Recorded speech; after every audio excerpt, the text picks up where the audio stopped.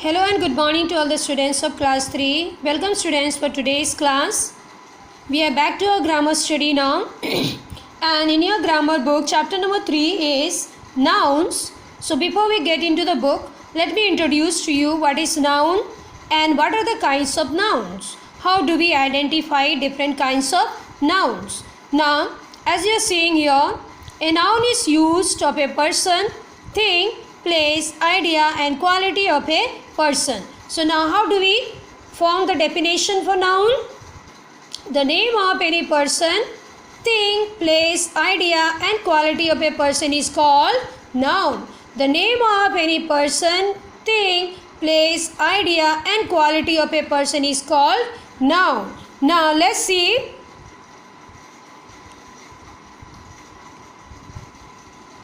Nouns, words that are used to name a person. See here, you are seeing a person here. A man is there who is fawning, sitting and fawning. So a person is there. Place, you are seeing a mountain here. And thing, there is a thing here. What is this thing? This is a TV. Idea, a man is here thinking about something, thinking of some ideas. So what did we say? The name of any person, place, thing or idea is called nouns. Now let's see kinds of noun. What are the kinds of nouns? First is common nouns. What is common noun? It is the name given in common to every person or a thing of the same kind. It is the name given in common to every person or thing of a same kind. Example, boy, girl, teacher, etc. See here, a boy is here. Are we naming the boy? No. We are just generalizing and saying the boy. Means any boys can be. We are saying the girl. When we say girl, we are not naming the person. We are just commonly saying girl. When we say teacher, we are just commonly saying a teacher. A teacher can be anybody and any name can be there for the teacher. So when we don't take the name of any teacher or any girl or any boy, that comes under a common noun. Now let's proceed to proper noun. Second is proper noun. It is a name given to a particular person, thing or place. It is a name given to a particular person, thing or place. For example, Kolkata, India, Earth, etc. See here the picture. Kolkata. Kolkata is a city name of a city. So we are just naming the city and saying Kolkata. That means it is proper noun. India. India is a country and we are naming the country's name India. So this is coming under proper noun because the name given to a particular person, thing or place. See here, Earth. Earth is a planet. Okay, we are not saying planet, but we are just taking the name of the planet Earth. So this is coming under proper noun. Now we proceed to the third kind of noun is collective noun.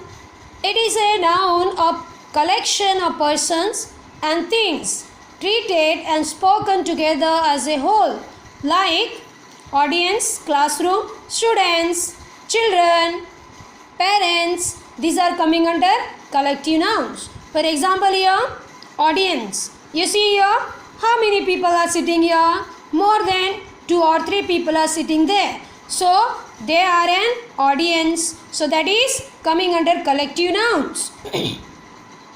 Classroom. There are so many children sitting in the classroom along with the teacher. So this will come under collective noun. Now see here, the fourth kind of noun is abstract noun. What is the abstract noun?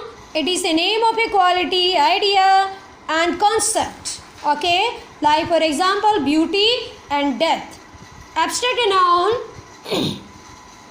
something that we cannot see, but we can touch and we can feel. We cannot see, but we can touch and feel. Like beauty. See the beauty here? We can see the beauty, how beautiful these girls are looking. Okay? How beautiful these girls are looking. But can we see the interior beauty? No, we can only see the outer beauty. See here, death. Someone is dead now here. Now, someone is dead. We can only see the dead body and we can feel it. Okay, we can feel sad. We can cry here seeing the dead body. So, this will come under abstract noun. Now, material noun. What is material noun? Fifth one is material noun. It is the name of regarding materials. Name of any materials like gold, tea, wheat. Then what are the materials again? Sugar. And so many other materials are there. Pencil, pen, books. Like here gold. See gold, tea, wheat. These are coming under anything which are materials. Okay. Anything which has no life will come under material nouns. Now there are again countable and uncountable nouns. Nouns which can be counted and nouns which cannot be counted. Let's see now which are countable nouns and uncountable nouns. Number of a noun. In modern English, nouns are broadly divided into two categories. Countable nouns and uncountable nouns. Now, what are these countable nouns? Let's see now. Generally, before countable nouns, the articles such as a and the can be written, but in case of uncountable noun, the above articles are not written. Example, countable nouns are a glass of water. Uncountable nouns are I need some rice. Now, singular and plural nouns. Countable nouns and plural nouns can be also divided into singular nouns and plural nouns. Now, let's see here singular nouns and plural nouns. Singular nouns here book, cow, girl, desk, play.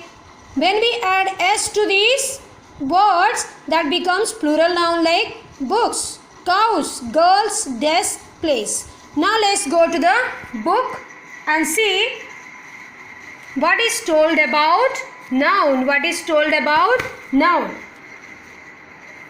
Read the story, underline the common nouns and circle the proper nouns. Now, you will be able to understand what is common nouns and what is proper nouns. So, students, you will read this story about Radha was a milkmaid. She lived in a village called Bhavanagar.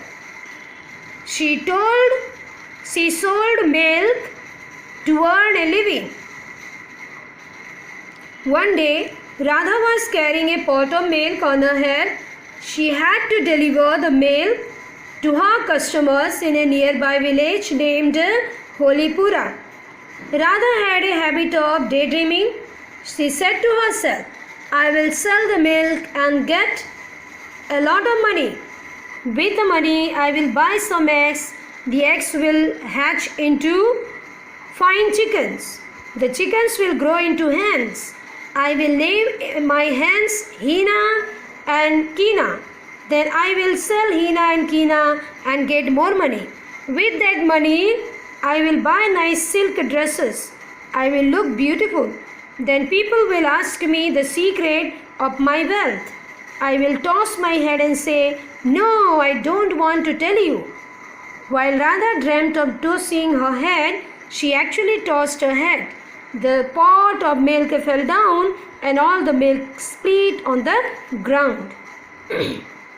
Now, students, you will go through this story and you will underline the common nouns and circle the proper nouns. Now, let's go to the exercise part. The exercise part is here. Identify the proper nouns and the common nouns in each of these sentences. Write P for proper nouns and C for common nouns. So, this exercise is for you is as homework. You will do it by yourself. Okay, students, that's it for today. See you in the next class. God bless you. Thank you.